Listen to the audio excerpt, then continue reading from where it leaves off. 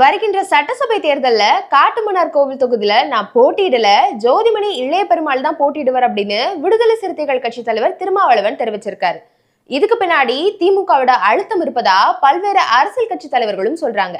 இது குறித்து அதிமுக பொதுச் செயலாளர் எடப்பாடி கே பழனிசாமி பேசும்போது, திருமாவளவன் ஒரு தொகுதியில போட்டியிடுவதா இருந்துச்சு, திமுக அழுத்தத்தோட காரணமா அந்த தொகுதியில இருந்து பின்வாங்கிட்டாரு. அந்த கூட்டணியின் அங்கம் வகிக்கின்ற கட்சி கூட சுயமா முடிவெடுக்க முடியல, சுதந்திரமா முடிவெடுக்க முடியல. அவங்க போட்டியிட சொன்னா போட்டியிடணும், போட்டியிட வேண்டாம்னு சொன்னா போட்டியிட மாட்டாங்க. இப்படி அடிமையாக இருக்கின்ற கட்சிகள் எல்லாம் திமுகவோட கூட்டணி இருக்கிறது. அந்த கூட்டணியில இருப்பவங்க எல்லாம் வெந்து புழுங்கிட்டு இருக்காங்க. அது இந்த தேர்தல தெரியும் அப்படின்னு தெரிவிச்சிருக்காரு.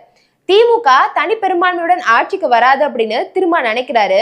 திருமாவளவன் துணை முதலமைச்சர் பதவி கேட்கலாம் அப்படின்றதுனாலயே திருமாவை தேர்தலில் போட்டியிடாம செய்கிறது திமுக அப்படின்னு பாஜக முன்னாள் மாநில தலைவர் அண்ணாமலையும், திமுக மிரட்டியதாலதான் திருமாவளவன் சட்டமன்ற தேர்தலில் போட்டியிடல அப்படின்னு அன்புமணி ராமதாஸ் அவர்களும் குற்றம் சாட்டியிருக்காங்க.